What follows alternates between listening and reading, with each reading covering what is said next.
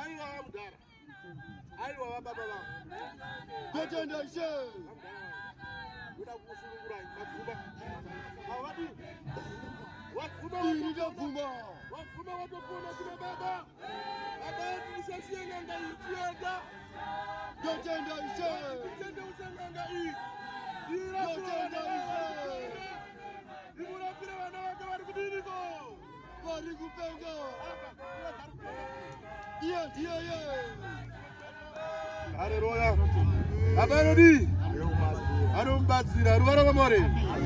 Kuna ukatenda. Washington alitenga tunakwenda. Jina chakwadi. Haleluya. Abarodi. Arumbatsira rubara bamore. Ando tishika sebasawo. Sia seposto. Sia Gatotauro. sia seposto. Nije shonga. Akazondipindano bakachinga. Bakatondi jina bakachumba tete kuruka kwa kwenda tufanye nayo. Ndio chimbo yakashiwa ikisiwa. Kuna baba wako wanda kaina. Chimbo hii baba. Hii chimbo ya uongo. Hii ni baba tulisakuwanzire. Manzi chimbo hii. Hii chimbo yechi. Ya uongo. Ngara. Saka chimbo hiyo ndio inapano. Ndio ipisa ndio chikoma.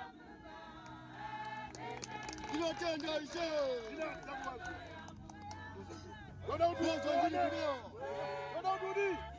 Kuyara. Dirara. Usikaro wenewana. Wana wasikape. Ando wasikape. Ulufara mamore. Nibebe mulumoja arikumuswa akafai. Ambai. Agamoto shutwa. Kunoto shishiwa.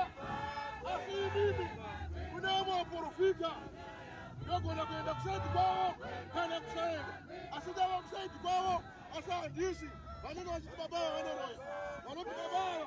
Wakatora toka kebibi.